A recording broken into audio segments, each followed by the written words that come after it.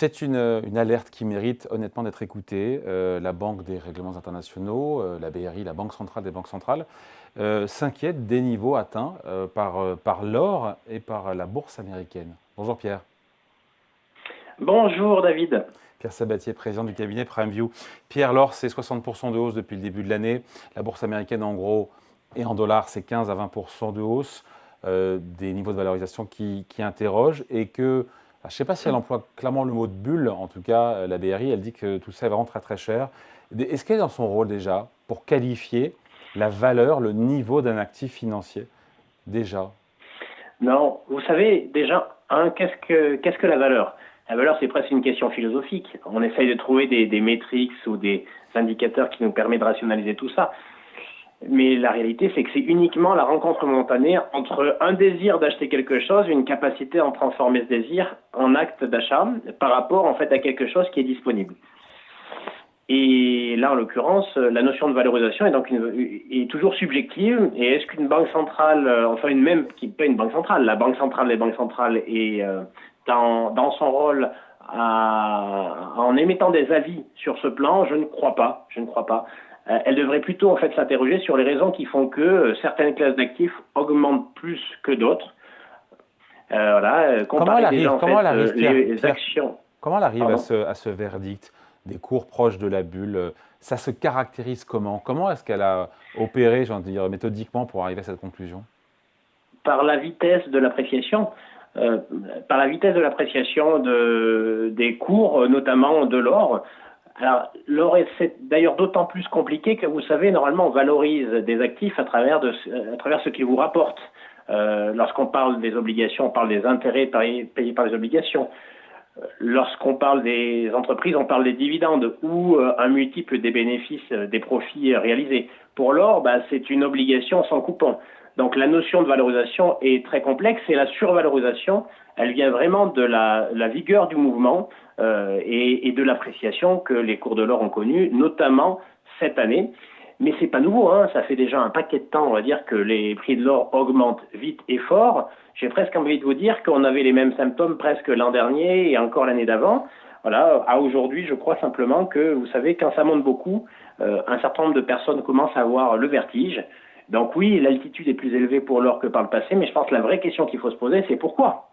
Pourquoi les investisseurs institutionnels et particuliers continuent de jouer un pari qui a déjà beaucoup rapporté? Pourquoi eux, finalement, ne sont pas frappés par le vertige au point, en fait, de vouloir solder leur position? Et je pense que c'est là-dessus qu'il faut s'interroger. Mais c'est là-dessus où la BRI, pour le coup, fait passer un message en disant que c'est l'engouement des particuliers pour l'or et pour les valeurs de la tech américaine et de l'IA qui explique les hausses de cours. C'est vrai que ce sont les particuliers qui tiennent un peu le marché. Et ça serait pour le coup ça serait du jamais vu, ça. Hein. C'est ce qu'elle laisse entendre, en tout cas. Non, à savoir que la BRI dit, et d'ailleurs, en fait, donne des conseils aux banques centrales pour piloter leurs réserves de change. Vous savez qu'en fait, une banque centrale peut avoir, en fait, dans son coffre, pour le coup, en fait, de l'or, en tant que tel. Et la réalité du mouvement sur l'or, c'est d'abord et avant tout, son caractère assurantiel par rapport, en fait, à la valeur des monnaies papier, dans laquelle des monnaies papier, en fait, la plupart des monnaies papier, en fait, du monde aujourd'hui, des pays industrialisés, des pays riches en particulier. À aujourd'hui, ce que dit le marché, c'est qu'on a des doutes quant à la qualité, quant à la valeur de la monnaie papier future, qui pourrait tout ça pouvant déboucher évidemment sur de l'hyperinflation. Eh bien, en réaction à cela, les gens achètent ce qu'on appelle une assurance. Et donc l'or aujourd'hui, son premier acte d'achat, c'est une assurance monétaire pour lutter contre la perte potentielle de la valeur de l'unité de monnaie un peu partout dans le monde. Eh bien, les gens cherchent des substituts. L'or, bien évidemment, dans un premier temps, mais l'argent, pas loin derrière, puisque pour le coup, on est vraiment sur la notion de statut de monnaie alternative. Et quand on dit de particulier, j'ai presque envie de vous dire que le premier acheteur aujourd'hui, ce sont les banques centrales. Alors sur l'or, mais oui. Sur les actions, notamment les actions de la tech américaine, là, les particuliers sont très présents. Mais les particuliers sont très présents, mais pourquoi? Il ne faut pas se tromper quand on dit en fait qu'il y a une survalorisation des actions. Ce n'est pas vrai. Les marchés actions, en réalité, n'ont pas beaucoup monté, hormis quelques valeurs. Quelles sont ces valeurs? Eh bien, ce ne sont pas des valeurs de la tech aux États-Unis. Vous le savez, on l'a déjà évoqué ensemble. Pour nous, en fait, ce qui monte, c'est des trusts. C'est qu'aujourd'hui, on a des entreprises. Et pourquoi les gens sont prêts à acheter cher ces valeurs-là et ces entreprises-là? Et à mon sens, a raison, c'est parce que qu'est-ce que sont ces entreprises? Ces entreprises-là sont d'abord assises sur des montagnes de cash. On parle des GAFA, en gros. Des montagnes de cash. Effectivement, les GAFA, pas tout à fait toutes. Hein. En réalité, il y en a 5 sur les 7 ou 8 que les gens ont souvent en tête.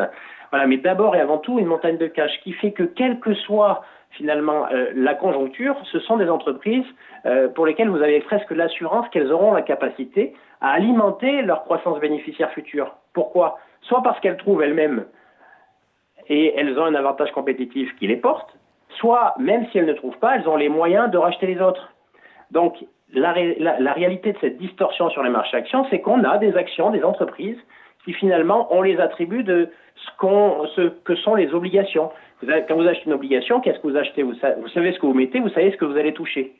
Normalement, quand vous achetez une action, ce n'est pas le cas. Vous savez ce que vous mettez et vous faites un pari sur l'avenir. Eh bien, aujourd'hui, ces entreprises-là minorent ce pari. Et donc, c'est la raison pour laquelle la prime de risque s'écrase et les niveaux de valorisation, d'ailleurs, qui ne sont pas démentiellement démesurés par rapport à ces valeurs-là. Mais en réalité, les gens sont prêts à payer plus cher tout simplement parce que lorsqu'ils achètent ces entreprises, ils achètent de la visibilité. Alors évidemment, vous avez compris que derrière ce pari-là, il faut bien faire la différence entre les entreprises qui vraiment vous offrent de la visibilité et celles qui font des paris qui aujourd'hui sont des paris trop posés. Là, évidemment, je parle de la manière dont elles financent ces grandes valeurs-là, leurs investissements. Il y a une grande différence entre financer des investissements très lourds par du cash et parce qu'on est en capacité de générer du cash, par rapport à des entreprises qui vont financer essentiellement via de la dette. Et évidemment, celles-ci vont grosso modo corriger. Mais toutes les autres vont continuer de monter. Et il y a des raisons explicites. Donc je pense que la notion de bulle ou pas bulle, il faut faire attention. La notion de cherté, encore une fois, est une question relative. Ouais, après, il y a des cycles et les arbres ne montent pas au ciel. Le jour où il y aura une correction, parce qu'il y en aura une, à chaque fois que ça corrige, on est dans le buy the dips, on achète le retracement. Mais c'est le message aussi que fait passer la Banque des règlements internationaux quand elle dit en gros qu'en cas de retournement, les marchés, certains marchés pourraient être déstabilisés par le comportement un peu moutonnier si les particuliers prenaient peur et se mettaient à vendre. Et donc voilà, en gros que le comportement vendeur massivement et de manière grégaire des particuliers pourrait être déterminant dans l'ampleur de la correction future si elle arrive. C'est ça le message et je trouve ça intéressant. Oui, c'est intéressant.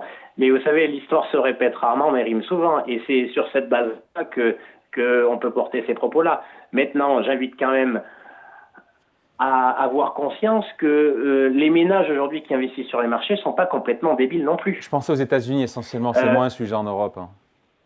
Voilà, et c'est déjà un plus vrai aux États-Unis qu'en Europe, où grosso modo, la financiarisation de nos modèles entraîne moins les particuliers à s'orienter vers les marchés. Mais vous savez, on a des médias de bonne qualité, de bonne qualité, notamment dans la sphère financière aujourd'hui. Vous en êtes le meilleur exemple, David. Eh bien, il faut avoir en tête aussi que les choses ont changé. Il y a une forme d'éducation et de démocratisation des marchés financiers, notamment aux États-Unis, qui font que aussi les ménages ne sont pas tout à fait instruits de la même manière sur ce champ-là qu'il y a 30 ou 40 ans. Donc, mais ça veut dire avoir du sang-froid. Aussi preuve d'humilité. Oui, ça veut dire aussi faire preuve de sang-froid, ce que peut-être les investisseurs institutionnels font peut-être mieux que des particuliers. Croyez-vous? Je ne sais pas, je pose la question, je ne sais pas honnêtement. Moi qui suis dans le marché depuis longtemps, je ne suis pas sûr. Je ne suis pas sûr. Non. Ce qui est vrai, c'est qu'à chaque fois que ça a baissé aux États-Unis, et juste Pierre, à chaque fois que ça a baissé aux États-Unis, il paraît que ce sont les particuliers qui rachètent quand ça baisse, intelligemment d'ailleurs. Oui, c'est vrai aujourd'hui parce que ils estiment que les raisons qui font la hausse sont toujours là. Et vous savez, il y a un mois, on échangeait ensemble sur la correction récente. Et vous savez, il y a beaucoup de gens qui sont sortis du bois en vous disant c'est une bulle, ça y est, ça commence et la correction arrive. Eh bien, on vous a dit en fait une chose différente, c'est une respiration après une séquence de hausse sans aucune respiration pendant longtemps. Même dans un bull market, vous savez en fait on doit reprendre sa respiration. Mais ce n'est qu'une respiration qui n'altère pas le mouvement fondamental.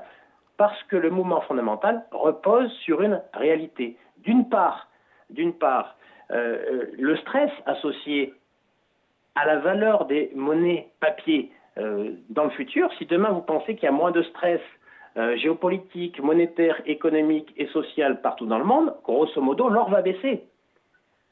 Et là, l'or baissera beaucoup. Mais tant qu'on est dans ce climat-là, et malheureusement on n'a pas d'horizon prévisible pour imaginer que cet horizon anxiogène se réduise, eh bien naturellement ce pari-là continuera et perdurera. Alors évidemment, à un moment donné, ça va s'arrêter. Mais ça s'arrêtera parce qu'il y aura un catalyseur qui expliquera Ça ne sortira pas de nulle part. Le mouvement inverse. Voilà, ça ne sortira pas de nulle part, tout comme les grandes boîtes américaines. À partir du moment où vous êtes face à des valeurs qui, au regard des règles du jeu aujourd'hui, qui sont celles de l'économie américaine, n'altèrent pas leur capacité à créer de la richesse future, encore plus lorsqu'elles sont assises sur des montagnes de cash, ben, concrètement, vous savez qui gagne. Et vous voulez en fait dire aux gens de ne pas jouer finalement le numéro gagnant quand on vous a dit en fait quel était le numéro gagnant. Ben, aujourd'hui, il y a une forme de rationalité par rapport à ça. Le vrai danger, c'est que l'élastique, à un moment donné, finit tellement par être tendu, quand vous avez toujours les mêmes qui gagnent et toujours les mêmes qui perdent, à un moment donné, ça finit par une forme de radicalité dans les règles du jeu qui sont celles de l'économie réelle. Mais on n'y est pas. Hein. Donald Trump est tout sauf radical en termes de règles du jeu. En gros, il n'a donné aucun signal qui voulait que la musique s'arrête et que les conditions soient plus adverses pour ces très grands groupes aujourd'hui qui ne cessent de prendre un temps d'avance sur mais encore une fois, après, on tend le ressort jusqu'au moment où ça ne tiendra pas. Hein. Il est impossible d'avoir 15 à 20%.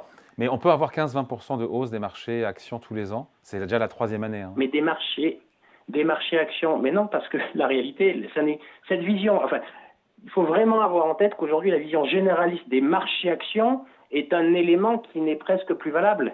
Il faut rentrer dans le détail. La question fondamentale, c'est est-ce que certaines valeurs qui amènent l'ensemble des marchés à monter, mais en réalité, vous avez quelques valeurs qui tirent toute la cote en fait vers le haut, celles-ci peuvent-elles continuer à monter? Eh bien, j'ai presque envie de vous dire, ça dépend de leur capacité à continuer à générer des profits. Et vous connaissez en fait les niveaux de profit, la croissance des profits des grandes boîtes dont on parle. Colossal. Entre 15 et 25%, ce qui veut dire que grosso modo, le niveau de valorisation, lui, n'augmente pas. Ouais. N'augmente pas. Donc vous comprenez, c'est vraiment l'économie réelle qui finalement pilote ces grands mouvements. Et quelque part, c'est heureux. Et quelque part, c'est heureux. Hein. C'est plutôt sain. En fait, vous savez, le bon sens des gens devrait plutôt nous rassurer que nous inquiéter. Alors après, évidemment, tout ça ne sera pas éternel parce qu'on va avoir des catalyseurs qui peut-être un jour nous permettront d'avoir plus confiance dans les monnaies papier. Alors pour être de vous à moi, je pense c'est pas demain la veille. Hein. Ou moins confiance. Donc, la question, ou moins confiance, mais moins confiance, ça ne sera pas défavorable ni à l'or ni à l'argent. Hein. Voilà. Ou par ailleurs sur les marchés actions, à un moment donné, ce qui nous pend au nez, c'est que vous allez avoir quelqu'un qui fait de la politique qui va dire eh bien ça suffit, l'élastique est trop tendu, je découpe les gros. Ou je fais une fiscalité différenciée qui remet en question le modèle économique même de ces grandes valeurs-là. C'est déjà arrivé, vous savez, au début du XXe, les premières lois antitrust datent de 1893. À l'époque, il s'appelait Rockefeller, etc. Et le président élu aux États-Unis en 1900 s'appelle Theodore Roosevelt et la seule ligne de ce programme, c'est « je découperai les gros ». C'est comme ça que probablement que ça se terminera. Aux États-Unis, on n'en est pas là aujourd'hui, bien au contraire. On n'en est pas là et vous comprenez pourquoi, en fait, ce pari-là, lorsque ces valeurs-là corrigent, effectivement, les gens n'ont finalement pas tort de saisir cette opportunité pour en recharger. Allez, merci beaucoup. Explication signée Pierre Sabatier, président du cabinet PrimeView. Merci Pierre. Salut. Merci David.